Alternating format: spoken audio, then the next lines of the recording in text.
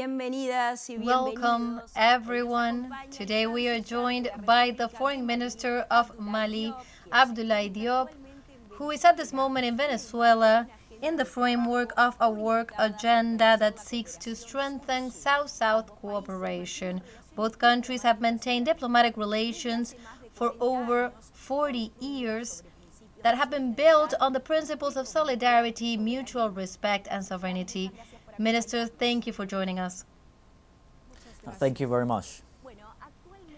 Well, in this moment, for many years now, as I've been saying before, you've been having this relationship, this cooperation, and you have signed a memorandum. I wanted to know about this memorandum.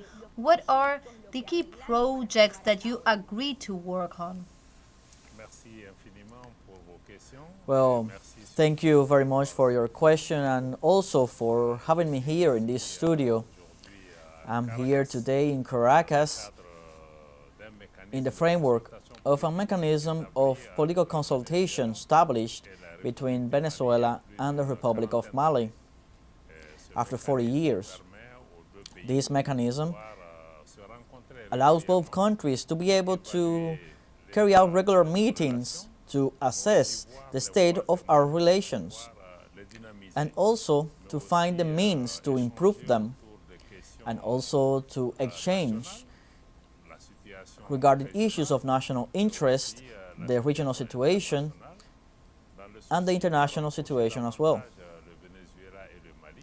To be able to bring even closer Venezuela and Mali, the document that we just signed, that is an act, it has all the results of our discussions and work, and it's a document that will help us to work in the coming month in the different sectors that were identified as education, housing,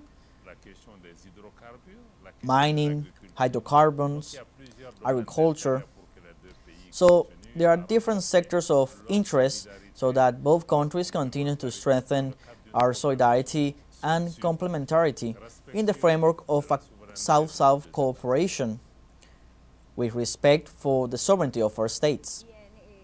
Right, and you were talking before about education in particular. There are several scholarships, around 30 students from Mali here in Venezuela. They've been granted scholarships. Will that also be extended? For example, are we talking about more scholarships? What else will deepen this cooperation in education? That is correct. Some years now, Venezuela granted different scholarships to students from Mali in different sectors. Some are still studying here because I met some of them on Sunday, and over 10 students from Mali that are still here in Venezuela. Some have finished their studies, their scholarships, but they remain to continue training and carry out their master's degrees. And well, in 2025, Venezuela agreed to grant over 30 scholarships for 2026 for the students of Mali. And well, I met with the highest authorities and I saw that they are willing, especially President Maduro, to give these scholarships to the students from Mali because it's very important to be able to work to, instead of giving fish to the people, to teach them how to fish, because this will help and strengthen knowledge and the strengthening of the capacity for our countries. And we are very interested in to continue with these scholarships and that the students can come here and learn and that they can develop and train in strategic sectors as it is the nuclear and energy sectors. Right, and there's been in the latest days also in all the meetings a reapproachment with the Secretary General of Alba TCP, Rander Peña. I wanted to know in which way can that link be strengthened between Mali and Alba TCP?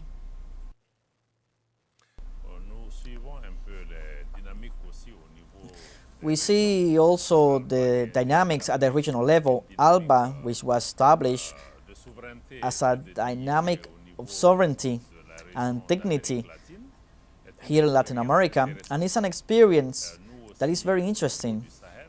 Also in Sahel, Burkina Faso, Mali, and Niger established a new configuration that is called the Confederation of Sahel States, that works to strengthen common work with the aim of guaranteeing mutual security and fight against terrorism, and also strengthen our diplomatic action so that the three countries can speak with one single voice at the international arena. And there is also a third pillar, that is the strengthening of economic integration and the development among our three countries. Naturally, our organization is based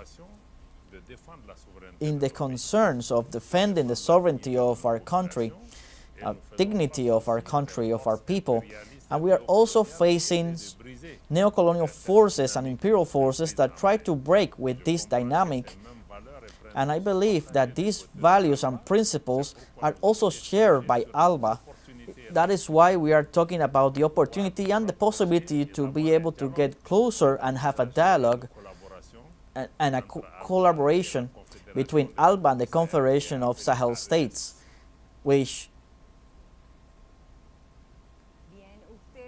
Well, and you also in these last meetings, you have denounced the over 1,000 sanctions that Venezuela is facing on behalf of the U.S. I would like to know in this regard, and you've also been a Malian ambassador to the U.S. I wanted to know in this context, these denunciations that you have made for the over 1,000 sanctions, how can they impact our peoples as well? Nowadays, well, Venezuela is experiencing a situation that is kind of similar to the situation that my country Mali is experiencing and has experienced for 3 years now. My country Mali was also the target of these illegal and inhumane sanctions, and there were also drastic sanctions, the closure of banks, the closure of all the borders of the country, and that was very difficult for our country because Mali stood strong. Mali did not want to submit to these impositions that wanted to break with the political dynamic and the processes that were occurring in Mali. Transitional president and the Malian authorities decide that our country will not endure once more the imposition of sanctions and coercive measures, and we work to give our solidarity to all the countries that are victims of these measures, of these coercive unilateral measures, over 1,000 measures, sanctions against Venezuela. This is unacceptable. These are measures that go against international law, and the relations between states must be based on the respect for sovereignty and solidarity and collaboration and dialogue. We admire a lot Venezuela, of course, because despite these sanctions, President Maduro, the government, and the people, the Venezuelan people, face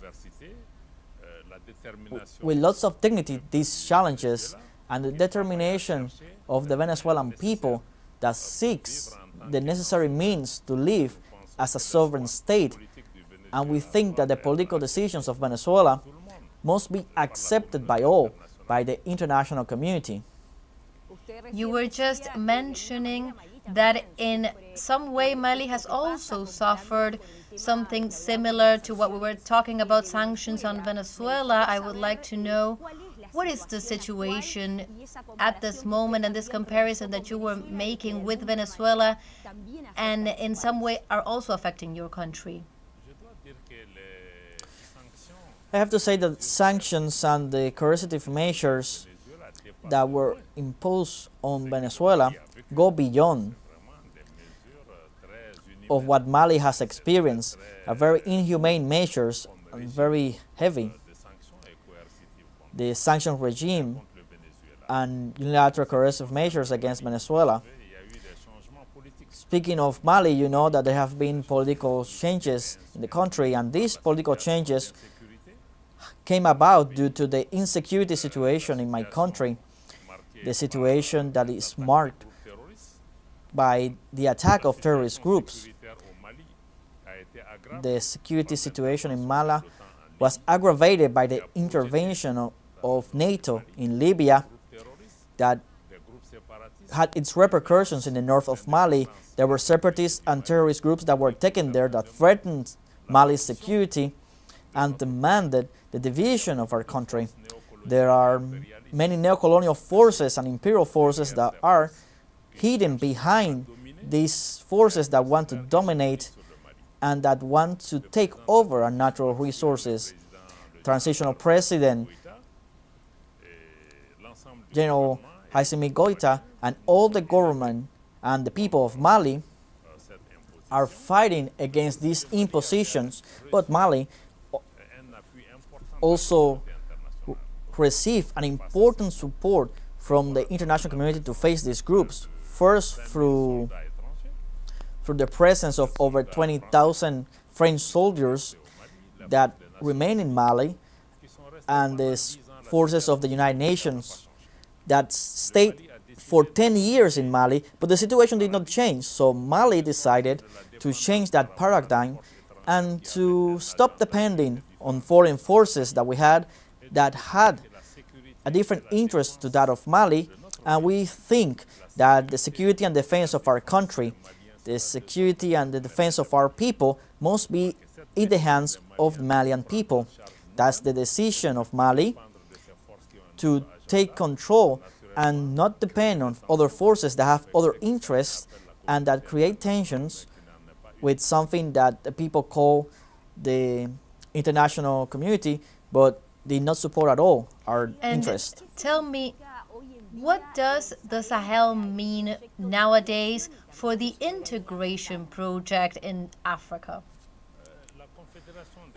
The Confederation of Sahel States that was established created a new political configuration of Western Africa that includes 15 countries. The Sahel State Confederation has 3 countries: Burkina Faso, Mali, and Niger. And these 3 countries are in a geographic space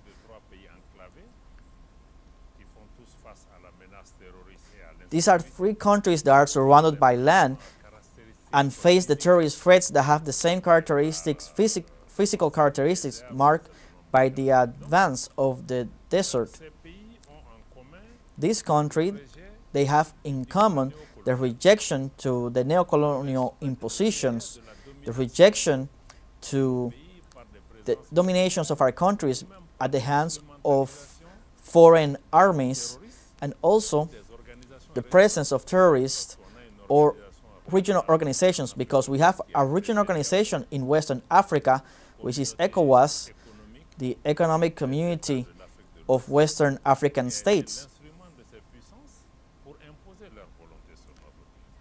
and that they want that the powers impose their interest in our country, but our 3 countries rejected this dynamic, and we are in a stage of refound our region, and we want our countries can have the control over their sovereignty, their resources, and also work together and guarantee the security of our countries. One of the important paradigms in our country is that we want to depend on ourselves for our security.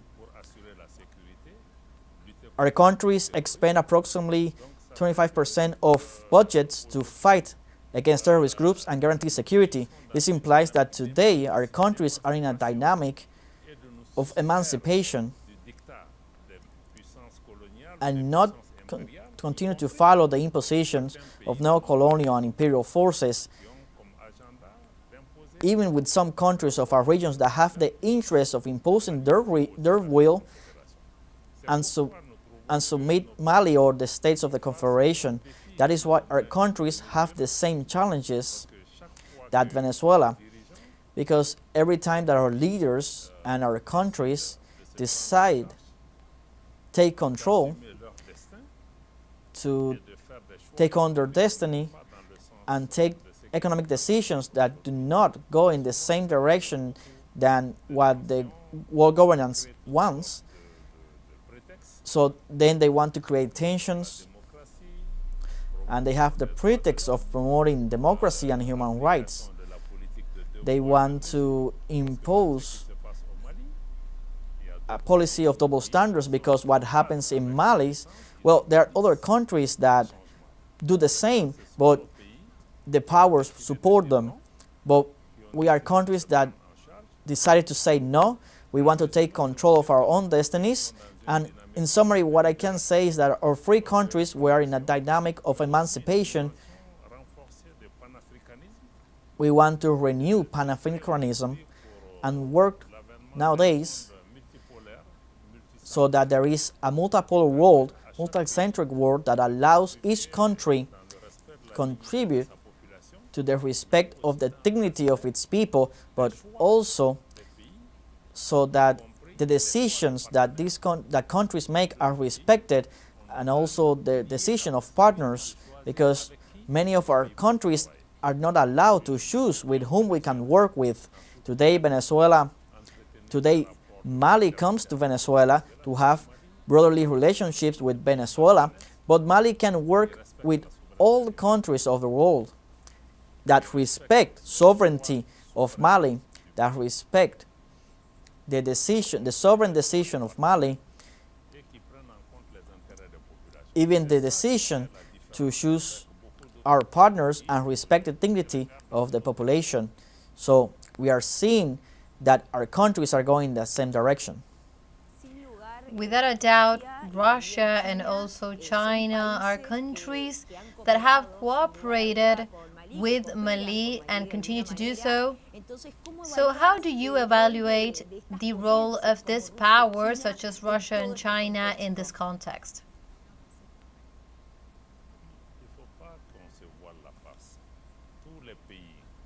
Well, they cannot think we are fools. All the countries of the world, big or small, each go and defend their interests.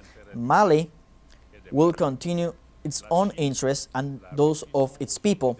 China, Russia are strategic partners of Mali. Russia, for example, helped us, giving us access to acquire weapons and military airplanes to guarantee the security of our country, to be able to be in charge of our own security. And we take on this responsibility. With China, we also have the same relationship. So there are alliances that we make easily and are based on our own resources. Well, unfortunately, and for a very long time, many countries, European countries, or the US,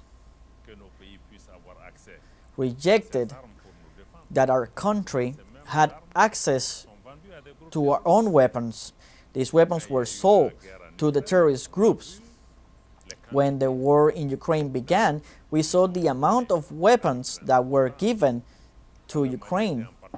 When Mali was in alliance with the European Union, at that time, we received training missions from the European Union, and we were told that the European Union did not sell lethal weapons.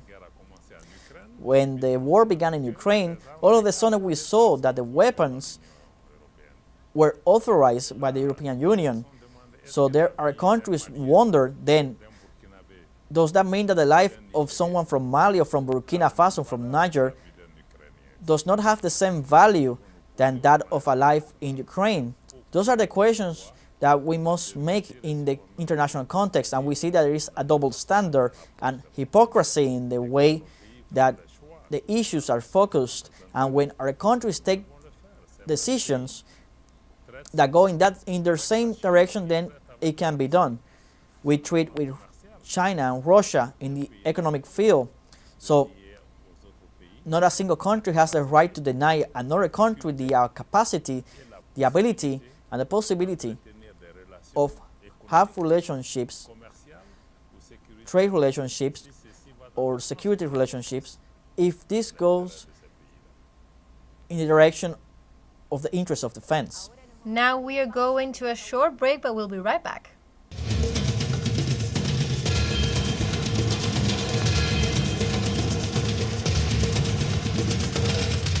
Thank you very much for joining us. We continue here in our talk with the Foreign Minister of Mali. How are we doing? Do you feel comfortable? Yes, it's perfect. I'm so glad. So I wanted to ask you, beyond the political and economic aspects, what type of cooperation is Mali seeking with Latin America? We can think of culture, for example. What are the key aspects? Well, Mali seeks with a cooperation with Venezuela and other countries in Latin America. Generally speaking, is help each other in a way of cooperation that creates a complementarity between our countries, a cooperation that respects the sovereignty of our countries, a new kind of cooperation that is beneficial for Latin America and beneficial as well for Mali. Today, in terms of the exchange of knowledge, for example, Venezuela is a great producer of oil, and Mali also has a lot of resources, and we have oil resources as well in Mali.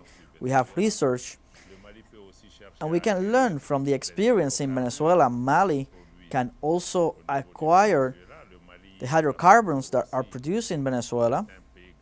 Mali also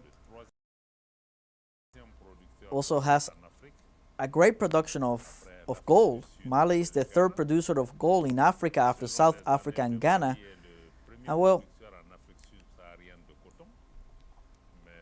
Mali is also the first producer of sub-Saharan Africa of cotton, but this cotton is only transformed in 7%. So I believe there are a lot of possibilities for our countries to develop, to exchange technologies, to establish commercial relations and strengthen our capacities, because nowadays our countries have excellent political relationships of solidarity, of fraternity, friendship relationships.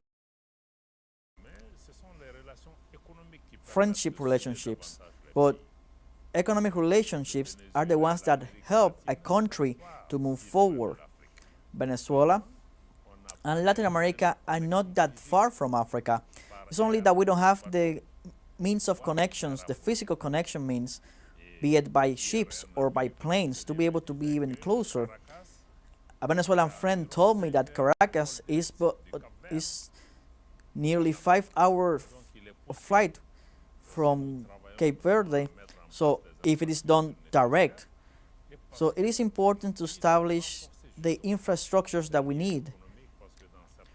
So what we must strengthen are the economic links, because we see that the rules of the world economy are not in the best interest of our countries, and that's why we must work together. And we think that today, with BRICS and other mechanisms that we create, our countries must invent and reinvent themselves to be able to find means of cooperation that do not allow an imbalance between the relations of the countries of the South, and we must be even closer. There are lots of opportunities in Africa and in Mali. In Mali, we have a very young population, 70% of our population. We have great possibilities in terms of agriculture, water resources. In Africa, we have lots of possibilities. So we don't have to go through the old powers to be able to work together with Venezuela. It's a good point that you were making regarding the BRICS, because there's a lot of countries that are making part of this organization, BRICS, BRICS Plus, and also other countries that are around them and maybe willing to make part. So, how close is Mali to the BRICS?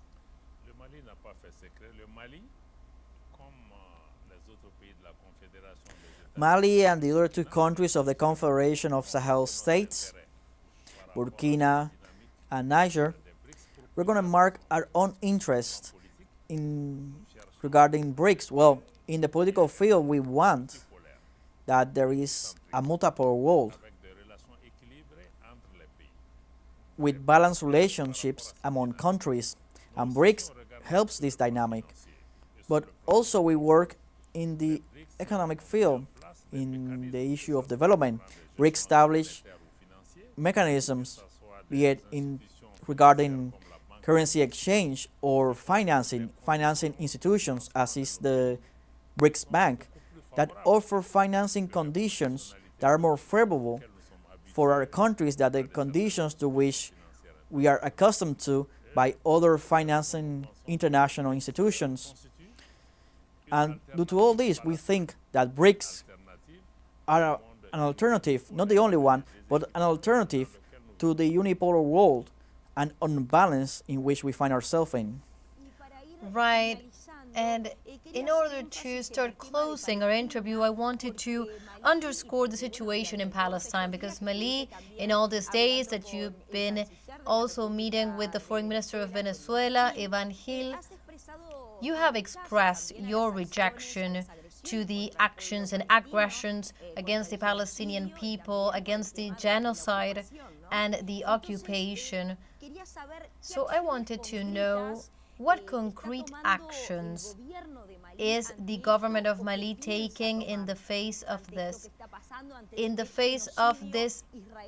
genocide of Israel against the Palestinian people? Well, Mali has always had a position of solidarity with the people of Palestine, and we think that the self-determination of the Palestinian people must be respected, and it is the moment, it is time to find a political solution that allows Palestinians to have a state and that they live next to Israel with peace and security. Unfortunately, there are many challenges to achieve this. The atrocities and crimes committed in occupied Palestine are horrific crimes against humanity, and they are injustices that must call on the attention, on the conscience of the remaining countries. So there are countries that accuse Mali of violating human rights, and these big countries are in reality accomplices of what is happening in Palestine. So it is important to say that the international community must assume its responsibilities and put an end to these crimes and these atrocities against the Palestinian people, and allow the affected people in Gaza and occupied Palestine receive humanitarian aid. And also it's very urgent that we find a political solution to be able to allow that Palestinians can have the control of their own destiny. We agree, Foreign Minister, that the international organizations are basically just talking about this regarding what is happening. There's a lot of discourse, but there's a lack of sanctions. There are words, but no concrete actions.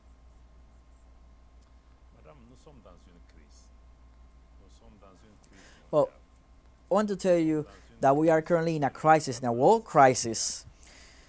We are in a crisis of the world governance. We have a leadership crisis in the world. The organizations that were created to address this kind of situation, the United Nations, the UN Security Council, are divided and cannot assume their responsibilities. So it is important that there is a change. The world must reinvent itself and find a solution, because today is a minority which is running the world.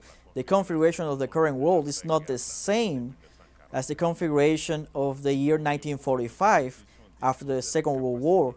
So we must have the capacity and the legitimacy to solve these problems with the relevant institutions.